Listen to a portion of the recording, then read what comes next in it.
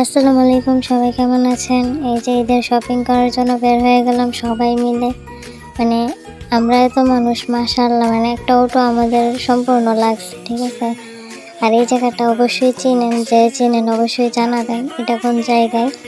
আমরা প্রথমে হকার্সে গিয়েছিলাম, এত ভিড়।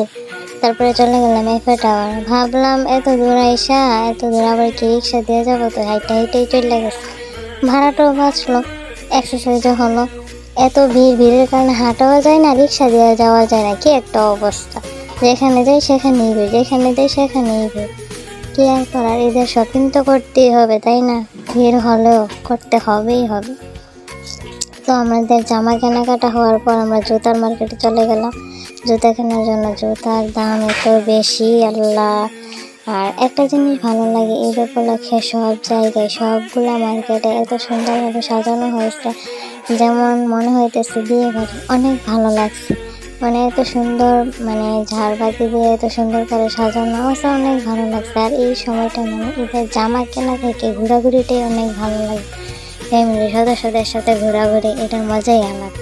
তার ফাঁকে আমরা আবার অনেক কিছু খাইছি। তো এখন কোথায় আসছি, অবশ্যই যারা ব্রাহ্মণবাড়িয়ার তারা অবশ্যই চিনবেন। কোথায়, অবশ্যই চিনে থাকলে জানাবেন কমেন্টে কোথায় আসছি। এটা অনেক পপুলার, বেশিরভাগ মানুষই যায়, আর আমাদের বাড়ি থেকেও খুব কাছে। তার জন্য মানে যতই যাই, কেনাকাটা করি না কেন, এটাতে যেতেই হবে। আমরা লাস্টে হোক ফার্স্টে হোক এটাতে যাই। আর এটা অবশ্য পপুলার এই যে আপনার লিফটের জন্য।